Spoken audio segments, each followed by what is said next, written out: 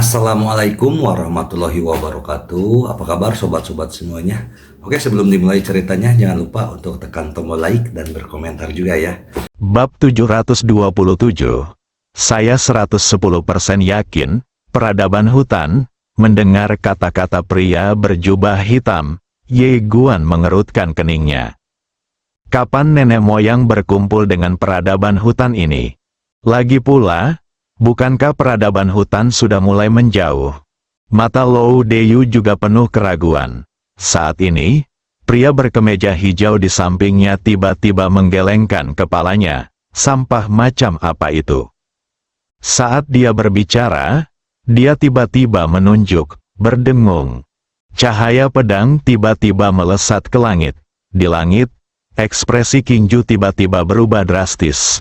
Dia meninju dengan keras. Dengan pukulan ini, seluruh dunia leluhur segera mendidih, dan tekanan mengerikan menyebar ke bidang bintang yang tak terhitung jumlahnya dalam sekejap. Namun saat berikutnya, tekanan tersebut menghilang tanpa jejak. Tertawa, di bawah tatapan semua orang, sebuah pedang menembus alis Qingju, menahannya di tempatnya, tidak bisa bergerak. Di ladang, semua nenek moyang diubah menjadi batu. Apa yang terjadi? Apakah ini sebentar? Mata Qingju melebar karena tidak percaya pada wajahnya. Di samping Qingju, ekspresi pria berjubah hitam berangsur-angsur mengeras, dan ekspresi bercanda sebelumnya berangsur-angsur berubah menjadi serius. Meskipun 90% keilahian Qingju memiliki air, itu masih merupakan 90% dari keilahiannya. Bagaimana dia bisa terbunuh seketika? Mungkinkah orang di depanku berada pada tingkat ketuhanan 100%? Setelah membaca ini, ekspresi pria berjubah hitam tiba-tiba menjadi lebih serius.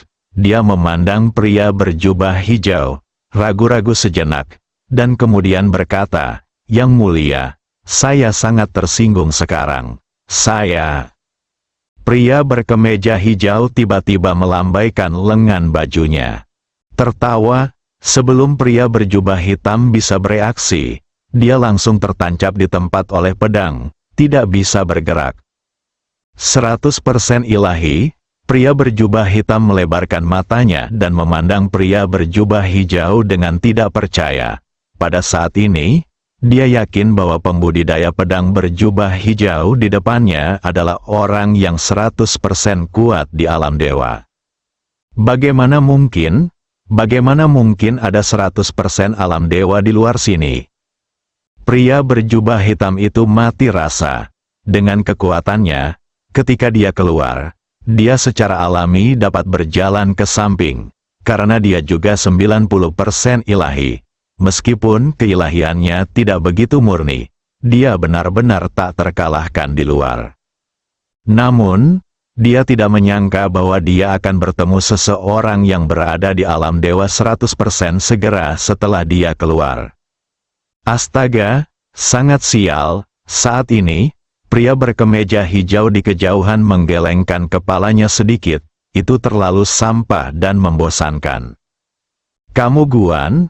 Pria berjubah hitam berkata dengan sungguh-sungguh, "Yang mulia, saya adalah peradaban hutan." Pria berkemeja hijau melambaikan tangannya, "Saya tidak menargetkan Anda, tetapi apa yang Anda sebut sebagai peradaban hutan adalah sampah." Setelah itu, dia melambaikan lengan bajunya dan pria berjubah hitam itu langsung terhapus. Qingju di samping menatap pria berkemeja hijau. 100% keadaan keilahian, kamu 100% keilahian. Pria berkemeja hijau berkata pelan, "Saya 110%. 11%, Qingju tertegun. Lalu berkata dengan marah, "Tidak ada 110%. Pria berkemeja hijau terkekeh, "Saya bisa mencapai apapun yang saya inginkan. Apakah Anda tidak puas? Pukul saya." "Qingju, kamu Guan, menurut Anda, seberapa banyak yang dapat Anda capai?" Qingju menatap pria berkemeja hijau. Dia membuka telapak tangannya dan memegang token kuno. Tanpa ragu-ragu, dia langsung mengaktifkan token itu. Ledakan, token itu membubung ke langit dan langsung menuju ke kedalaman langit berbintang. Di sampingnya, pria berkemeja hijau menggelengkan kepalanya sedikit, menelepon seseorang lagi. Ye Guandao seharusnya memanggil para leluhur. Berbicara tentang ini, dia tiba-tiba memandang pria berkemeja hijau. Bolehkah saya menelepon leluhur saya juga? Dalam perjalanannya, dia melihat terlalu banyak orang yang memanggil leluhurnya. Pria berkemeja hijau tersenyum dan berkata, "Maukah Anda mencobanya lain kali?"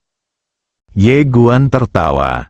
Saat token itu berubah menjadi api dan terbakar, seorang lelaki tua ilusi perlahan muncul. Leluhur dari leluhur, melihat lelaki tua ini, leluhur yang tak terhitung jumlahnya di ladang berlutut. Kingzi tampak rumit dan juga membungkuk hormat. Lou Deyu sedikit penasaran, karena dikatakan bahwa nenek moyang para leluhur ini sangat dekat dengan keadaan ketuhanan 100%.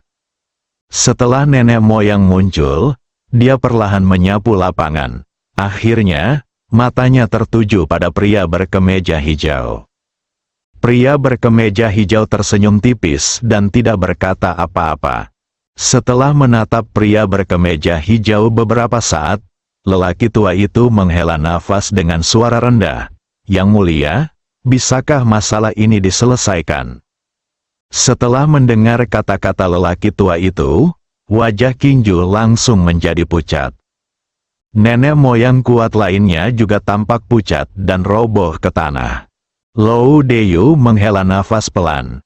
Dia tahu bahwa nenek moyang para leluhur merasakan kekuatan pria berkemeja biru dan tahu bahwa dia tidak tertandingi. 100% ilahi, Lou Deyu menoleh untuk melihat pria berkemeja biru. Pembudidaya pedang berkemeja hijau ini setidaknya 100% dewa. Memang benar ada orang di luar dunia, dan ada langit di luar dunia. Pria berkemeja hijau tidak menjawab, tetapi menoleh untuk melihat ke samping Ye Guan dan berkata sambil tersenyum, "Kakek, aku mendengarkanmu. Jika kamu mengatakan untuk menghancurkan mereka, nenek moyang akan menghilang dari dunia. Jika kamu mengatakan kepada peliharalah mereka, mereka akan hidup." Hai Guan, di lapangan, semua leluhur menoleh untuk melihat Ye Guan. Kingzi juga menatap Ye Guan. Dia perlahan menggenggam tangannya, tapi dia tidak berbicara. Setelah Ye Guan terdiam beberapa saat, dia tiba-tiba melihat ke arah Kingzi dan berkata, "Nona Kingzi, singkirkan semua orang dari garis keturunanmu." Kingzi berasal dari garis keturunan ini. Kingzi menghela nafas lega, dengan ekspresi rumit di wajahnya, dan kemudian membungkuk hormat. "Terima kasih." Ye Guan menggelengkan kepalanya, "Tidak harus seperti ini." Kingzi hendak berbicara. Pada saat ini, para leluhur tiba-tiba membalikkan tangannya dan menekan ke bawah. Saat semua orang bingung, Qingju tiba-tiba berkata, "Mulai sekarang, Kingzi adalah pemimpin nenek moyang kita." Semua orang tercengang. Orang tua itu tiba-tiba membuka telapak tangannya, dan sebuah cincin misterius perlahan terbang ke arah Kingzi.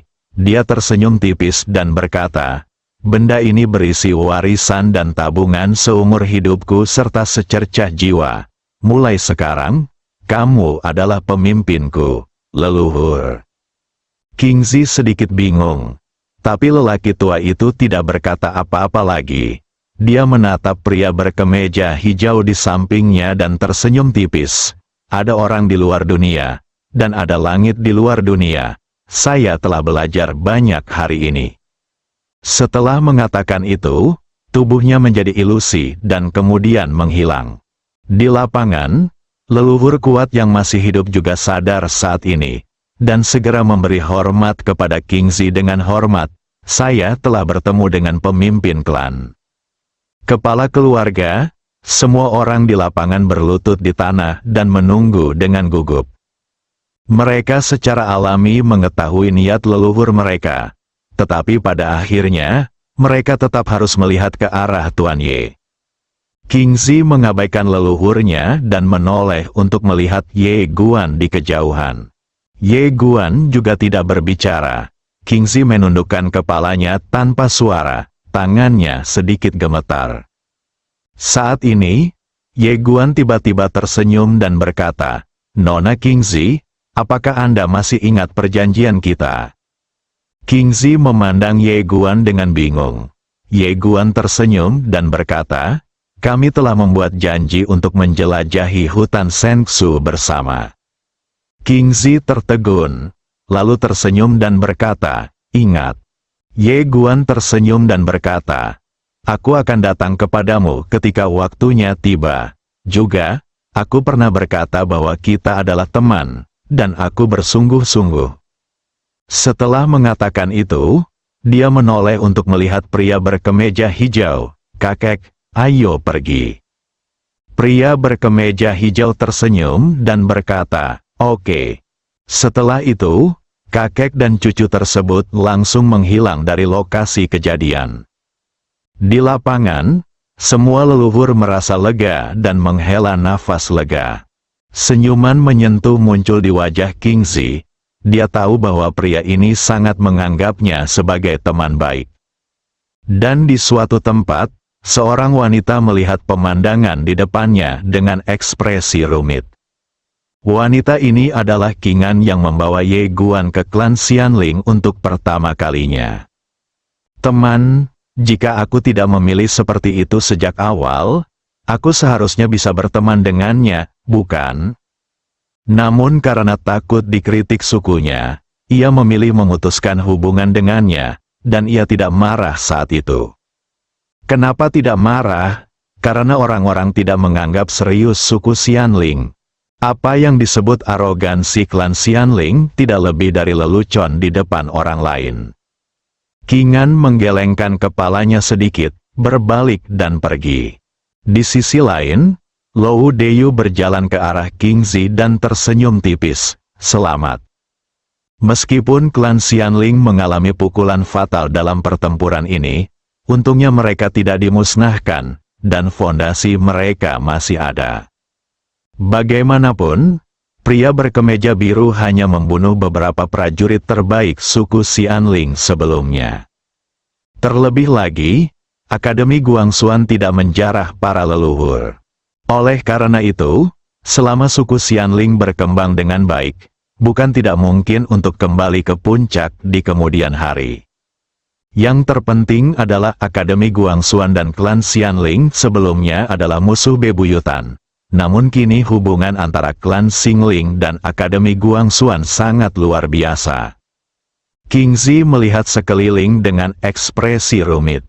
Dalam pertempuran ini, klan Xianling hampir musnah. Hal ini membuatnya memahami satu hal. Ada orang di luar dunia, dan ada langit di luar dunia jauh. Lou Deyu tiba-tiba berkata, "Apakah Anda sudah membuat janji untuk pergi ke hutan Shengsu?" Kingzi mengangguk sedikit. "Aku sudah menyebutkan ini sebelumnya. Tapi aku tidak menyangka dia akan serius." Lou Deyu berkedip. "Kamu harus memanfaatkan kesempatan ini." Kingzi secara alami memahami maksud Lou Deyu, dan segera menggelengkan kepalanya dan tersenyum. "Kami hanya teman baik." Lou Deyu mengerutkan bibirnya. "Jika dia tidak tertarik padamu, apakah dia akan membiarkan leluhurnya pergi dan tidak menjarah leluhurmu?" Penjarahan yang beradab. Perang antar peradaban seringkali disebabkan oleh penjarahan sumber daya, dan klan Xingling telah terakumulasi selama bertahun-tahun. Sumber dayanya pasti sangat kaya. Namun, Ye Guan tidak memilih untuk menjarah, dan alasan mengapa dia tidak melakukannya adalah wajar karena Kingzi. Bagaimana pihak lain bisa melakukan ini jika mereka hanya berteman? Membiarkan silsilah Anda pergi tanpa membunuh mereka semua adalah tindakan yang sangat baik dan benar. Tahukah Anda, Perang antar peradaban biasanya melibatkan pembunuhan semua orang tanpa meninggalkan konsekuensi apapun. Kingzi menggelengkan kepalanya dan tersenyum, berhenti membicarakan hal ini. Apa rencanamu selanjutnya? Lou Deyu tersenyum dan berkata, bekerja sama dengan Akademi Guangxuan, bekerja sama dalam semua aspek, dan mari kita bekerja sama untuk berkembang bersama. Kingzi sedikit mengangguk. Oke, berbicara tentang ini, dia sepertinya memikirkan sesuatu. Dia tiba-tiba melihat ke arah Lou Deyu.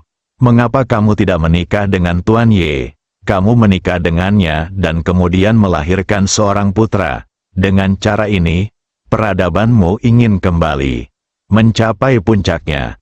Bukankah ini masalah sederhana? Lou Deyu berkedip. Sepertinya bukan tidak mungkin. Haha, lagi pula, pria ini sangat tampan. Menurutku, tidur dengannya bisa diterima. Kingzi, babak 728. Era ini milikku. Melihat Lou Deyu tersenyum tidak senonoh, Kingzi menggelengkan kepalanya dan tersenyum. Cinta antara pria dan wanita, sejujurnya, dia memiliki kesan yang baik terhadap Tuan Ye. Namun itu belum mencapai tingkat cinta antara seorang pria dan seorang wanita. Untuk hal-hal seperti hubungan antara pria dan wanita, lebih baik biarkan saja. Pada saat ini, Lou Deyu juga berhenti.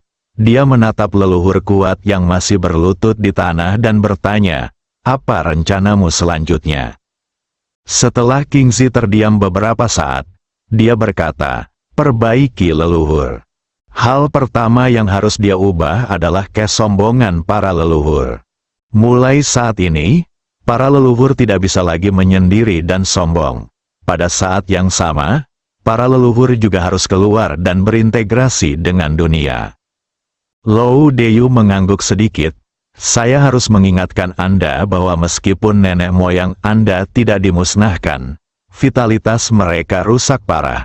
Kakek Tuan Ye membunuh banyak leluhur, dan banyak orang mungkin tidak memiliki kebencian di hati mereka. Kingzi menertawakan dirinya sendiri. Benci? Kualifikasi apa yang harus mereka benci? Belum lagi pembudidaya pedang berkemeja biru. Bahkan Tuan Ye tidak akan mampu melawan nenek moyang kita. Dalam hal ini, jika masih ada kebencian, maka itu pastilah genosida. Lou Deyu juga menghela nafas. Peningkatan kekuatan Tuan Ye sungguh keterlaluan. Berbicara tentang ini, dia sepertinya memikirkan sesuatu dan tiba-tiba mengerutkan kening. Pria berjubah hitam yang datang bersama pemimpin klanmu barusan sepertinya berasal dari hutan Shengsu. Kingzi juga mengerutkan kening. Bukankah peradaban hutan di hutan Shengsu sudah pindah? Apakah ini kembali lagi? Ada sedikit kekhawatiran di mata Kingzi. Di sisi lain, di antara bintang-bintang, Ye Guan dan pria berkemeja hijau berjalan perlahan berdampingan. Pria berkemeja hijau tiba-tiba tersenyum dan berkata, kamu sedikit mengejutkanku. Ye Guan sedikit bingung. Kecelakaan? Pria berkemeja hijau mengangguk. Kamu tumbuh sangat cepat. Ye Guan tersenyum dan berkata, apakah itu hal yang baik atau buruk? Laki-laki berkemeja hijau berkata, kalau bisa menjaga suasana hati, akan mudah untuk dibicarakan. Jika tidak, itu akan menjadi hal yang buruk. Keadaan pikiran, Ye Guan terdiam. Pria berkemeja hijau melanjutkan, tetapi sekarang tampaknya pikiran Anda sudah baik, tetapi Anda masih perlu berlatih dan berlatih. Ye Guan mengangguk, aku akan keluar dan berlatih. Pria berkemeja hijau tersenyum dan berkata, oke. Sambil mengatakan itu, dia melihat ke langit berbintang di kejauhan dan berkata, kakekmu, aku akan segera pergi. Jika ada yang ingin kau tanyakan, tanyakan saja. Ye Guan berkata dengan serius, kakek, bisakah kamu memberitahuku tentang dunia ini? Pria berkemeja hijau menggelengkan kepalanya. Saya tidak mengolah alam, jadi saya tidak tahu banyak tentang alam ini. Ye Guan tersenyum pahit. Pria berkemeja hijau tersenyum dan berkata, meskipun saya tidak tahu banyak tentangnya, saya masih memahaminya. Mari kita bicara tentang dunia Shinto ini. Ye Guan mengangguk. Oke, pria berkemeja hijau berkata, wilayah jalan ilahi adalah untuk menumbuhkan keilahian. Semakin banyak keilahian, semakin kuat kekuatannya. Sejauh menyangkut peradaban alam semesta saat ini, 90% keilahian hampir mencapai puncaknya. Namun, 90% keilahian hampir mencapai puncaknya. Waktu juga terbagi menjadi kekuatan dan kelemahan. Karena di antara 90% keilahian, ada orang yang sangat murni dalam keilahian. Sementara ada orang yang sangat berair. Ada perbedaan yang sangat besar di antara keduanya. Ye Guan sedikit mengangguk. Apalagi, pria berkemeja hijau melanjutkan, antara 90% dan 90% keilahian. Ada alam khusus, yang disebut membuka jalan saja. Ye Guan berkata dengan suara yang dalam, secara terpisah. Pria berkemeja hijau mengangguk. 9% keilahian adalah praktik kuno. Tentu saja, peradaban di era yang berbeda memiliki istilah yang berbeda. Misalnya, tempat ini disebut alam Shinto, tetapi di peradaban lain disebut berbeda. Tapi secara umum, jalur kultivasinya sama. Membuka jalur baru berarti membuka jalur baru di atas jalur aslinya. Misalnya, mantan pemimpin sekte itu 90% dewa, tetapi kekuatannya tidak sebanding kedua sebelumnya.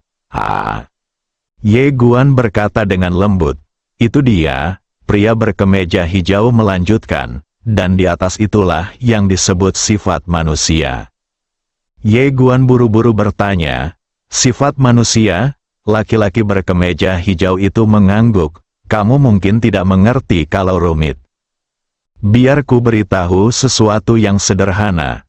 Dalam bahasa kuno, pada awalnya sifat manusia itu baik, tapi nyatanya juga disertai dengan kejahatan. Ada orang yang mengamalkan kebaikan dan menekan kejahatan, sementara beberapa yang lain mempraktikkan kejahatan dan menekan kebaikan. Apapun jenis kultivasinya, itu sebenarnya mungkin, tetapi yang paling penting adalah mengenal diri sendiri, menyerahkan diri, dan menjadi diri sendiri. Ye Guan terdiam. Saat ini, dia memikirkan apa yang dikatakan Bibi Sukun ketika dia pergi, kenali hatimu, serahkan hatimu, dan ikuti kata hatimu. Laki-laki berkemeja hijau itu tersenyum dan berkata, kelihatannya sangat sederhana, namun nyatanya sangat sulit. Banyak orang bahkan tidak bisa memahami dirinya sendiri. Apalagi pasrah, mengolah sifat manusia sama dengan menyerahkan sisi lain dari diri sendiri. Tentu saja, ada juga orang yang tidak ingin melangkah lebih jauh dan karena itu tetap di tempatnya. Ye Guan sedikit bingung, bagaimana mengatakannya. Pria berkemeja hijau tersenyum dan berkata, jika Anda ingin memupuk kemanusiaan, Anda harus terlebih dahulu mencapai 100% keilahian, dan jika Anda ingin mencapai 100% keilahian, Anda harus memusnahkan jejak terakhir kemanusiaan dalam diri Anda, dan seringkali yang terakhir, jejak kemanusiaan itu yang paling sulit dibasmi. Ya, karena itulah niat dan hatimu yang asli. Ye Guan terdiam. Saat ini, dia memikirkan seseorang, Shen Yi. Pihak lain tidak memilih untuk mengambil langkah terakhir. Pria berkemeja hijau melanjutkan, ada dua orang yang saya kenal yang tidak memusnahkan jejak terakhir kemanusiaan mereka. Yang pertama adalah Shen Yi, dan yang kedua adalah mantan pemimpin sekte. Pemimpin sekte yang lalu, mendengar nama ini, wajah Ye Guan tiba-tiba menjadi gelap. Dia hampir dibunuh oleh wanita ini saat itu. Pria berkemeja hijau berkata, meskipun mereka belum mengambil langkah terakhir, kekuatan mereka lebih kuat dari beberapa dari 100% alam dewa, terutama mantan Master Sekte. Ye Guan tiba-tiba bingung, kenapa? Pria berkemeja hijau tersenyum dan berkata, obsesi. Ye Guan berkata dengan sungguh-sungguh, jejak terakhir kemanusiaan itu adalah obsesi. Pria berkemeja hijau mengangguk, ya, orang seperti ini memasuki Tao dengan obsesi. Oleh karena itu, obsesi adalah hambatan terbesar mereka, tetapi juga motivasi terbesar mereka. Dalam hal ini, jalan yang mereka ambil lambat laun akan menjadi ekstrim. Ini, pemimpin sekte masa lalu telah menciptakan jalannya sendiri, dan jalannya agak berbeda. Oleh karena itu, meskipun dia masih 90% ilahi, 90% sifat ilahinya tidak sebanding dengan mereka yang berada di alam yang sama. Ye Guan mengangguk sedikit, saya mengerti. Pria berkemeja hijau memandang ke arah Ye Guan. Jalan yang kamu ambil sekarang masih jalan lama yang normal. Tapi bukan apa-apa, karena kami juga melewati jalan ini di awal. Namun, ketika kamu memasuki ranah Shinto, Anda mulai memupuk keilahian Anda sendiri. Pada saat itu, Anda harus berhati-hati pada saat itu, karena mempraktikkan keilahian sangat mungkin membuat diri Anda tersesat. Tentu saja, kerugian seperti itu dapat memperoleh kekuatan yang tak terbatas. Setelah mengatakan ini, dia menggelengkan kepalanya dan tersenyum. Sebenarnya, tidak masuk akal untuk mengatakan ini sekarang. Kamu harus menempuh jalan ini sendiri untuk memahami maknanya. Ye Guan tersenyum dan berkata, kakek sangat baik, jadi tentu saja aku, cucunya, tidak bisa berbuat lebih buruk lagi. Aku akan bekerja keras. Haha, pria berkemeja hijau itu tiba-tiba tertawa. Ye Guan juga tertawa. Saya harus mengatakan bahwa dia masih merasa sangat beruntung. Meskipun dia dilepaskan pada tahap awal, dia sebenarnya hidup cukup baik di keluarga Ye. Memikirkan hal ini, dia tiba-tiba merindukan klan Ye. Ketua Ye Xiao, saudara Ye King, meskipun aku juga pernah mengalami kesulitan dalam hidupku, jika ditilik ke belakang sekarang, aku sebenarnya relatif bahagia. Pada saat ini, pria berkemeja hijau tiba-tiba berhenti dan menunjuk ke alam semesta yang luas di kejauhan. Tahukah kamu seberapa besar alam semesta ini? Ye Guan menggelengkan kepalanya, aku tidak tahu. Pria berkemeja hijau tersenyum dan berkata, sangat besar. Ye Guan terdiam. Pria berkemeja hijau berkata lagi, kamu pernah ke Bima Sakti kan? Ye Guan mengangguk. Ya, pria berkemeja hijau berkata dengan lembut. Pada awalnya, orang-orang di Bima Sakti tidak dapat meninggalkan bidang bintangnya selama sisa hidup mereka. Tahukah Anda alasannya? Ye Guan Dao, tidak cukup kuat. Laki-laki berkemeja hijau menggelengkan kepalanya dan tersenyum. Kamu anak kecil nakal, seperti yang kamu katakan, memang benar mereka tidak cukup kuat. Tapi lebih spesifiknya, mereka tidak cukup cepat. Misalnya, mereka bisa menggunakan beberapa metode khusus untuk mengamati peradaban ribuan tahun yang lalu. Tapi apa yang mereka lihat adalah seperti apa ribuan tahun yang lalu. Ye Guan berkata dengan suara yang dalam, waktunya. Lelaki berkemeja hijau itu tertawa. Kamu layak menjadi cucuku, kamu cukup pintar. Kamu Guan? Pria berkemeja hijau itu menambahkan, waktu adalah aturan yang tidak terlihat di alam semesta. Aturan ini sebenarnya untuk melindungi berbagai peradaban kosmik pada awalnya, karena setiap orang tidak cepat. Sehingga meskipun mereka menemukan satu sama lain, mereka tidak dapat bertemu satu sama lain. Tetapi kemudian, setiap orang menjadi semakin kuat melalui latihan. Jadi ketika berbagai peradaban bertemu, peperangan terjadi, dan alam semesta menjadi semakin kacau. Ekspresi Ye Guan berangsur-angsur menjadi serius. Kakek, maksudmu jika saya ingin menciptakan keteraturan dan menyelesaikan konflik antar peradaban di alam semesta, bolehkah saya menggunakan metode ini? Pria berkemeja hijau itu tersenyum tipis. Iya, tentu saja, saya punya ide lain. Ye Guandao, waktunya latihan. Pria berkemeja hijau itu tertawa, matanya dipenuhi rasa lega. Sebenarnya, dia ingin Ye Guan mengambil jalan ini sendiri. Tapi pada akhirnya dia mau tidak mau memberinya beberapa nasihat. Meskipun itu hanya sebuah petunjuk dan pengingat, itu sudah cukup untuk menyelamatkan Ye Guan dari mengambil banyak jalan memutar. Dapat dikatakan bahwa dia telah menunjukkan jalan untuk Ye Guan, dan Ye Guan hanya perlu mengikuti jalan ini. Di jalur kultivasi yang luas ini, mampu menghindari jalan memutar sudah merupakan hal yang sangat luar biasa. Pada saat ini, Ye Guan sekali lagi memikirkan waktu dan ruang khusus yang ditinggalkan oleh Bibi Sukun. Memikirkan hal ini, Ye Guan hanya bisa menggelengkan kepalanya dan tersenyum. Hatinya terasa hangat. Meskipun Bibi Sukun tidak memberitahunya secara eksplisit, dia sudah membuat pengaturan. Ye Guan melihat ke kedalaman langit berbintang dan berkata dengan lembut, "Tuan Ta, era masa depan ini adalah milikku. Dengan kerabat keluarga seperti itu, mengapa khawatir tentang hal-hal besar yang terjadi?" Setelah hening beberapa saat, Xiao Ta berkata, "Kita bersambung,